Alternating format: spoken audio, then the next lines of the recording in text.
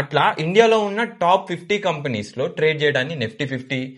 Bank Nifty అంటే ఏంటి అంటే ఇండియాలో ఉన్న టాప్ 50 బ్యాంక్స్ని ట్రేడ్ చేయడాన్ని బ్యాంక్ నిఫ్టీ అనేది అయితే అనొచ్చు. సో మీకు ఈ టాపిక్ అనేది అయితే అర్థమైంది అనుకుంటున్నా. అండ్ సెకండ్ ఏముంది మనకి, crypto trading and forex trading.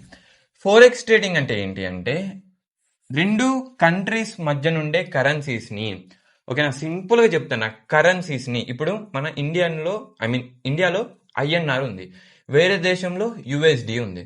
So ఈ కరెన్సీస్ని ట్రేడ్ చేయడాన్ని మనం ఫోరెక్స్ ట్రేడింగ్ అంటాం. కాకపోతే మీకు ఇంకొక ఎగ్జాంపుల్ చెప్తున్నా, ఈయూఆర్ అనేది ఒక country currency, at the same time USD అనేది ఒక కంట్రీ కరెన్సీ.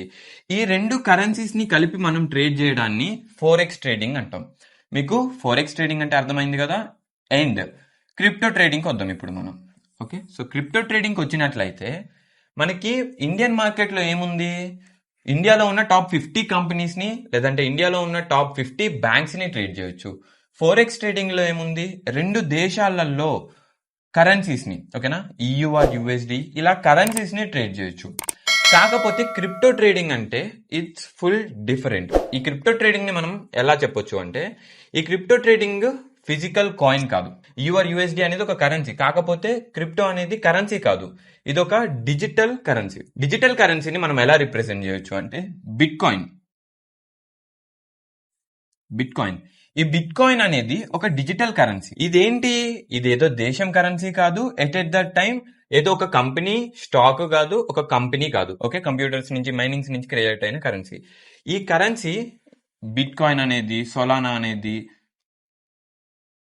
ఓకే, సొలానా అనేది, ఇంకోటి వచ్చేసరికి ఇథీరియం అనేది, ఇవన్నీ క్రిప్టో ట్రేడింగ్స్ కిందకు వస్తాయి. ఇప్పుడు ఏదైతే మనకి ఇండియా మార్కెట్ ఉందో, ఓకేనా, ఈ కంపెనీలు ఇండియాలో ఉన్న టాప్ 50 కంపెనీస్ అండ్ ఇండియాలో ఉన్న టాప్ 50 బ్యాంక్స్. మనందరికీ ట్రేడ్ అంటే ఏంటో తెలుసు కదా.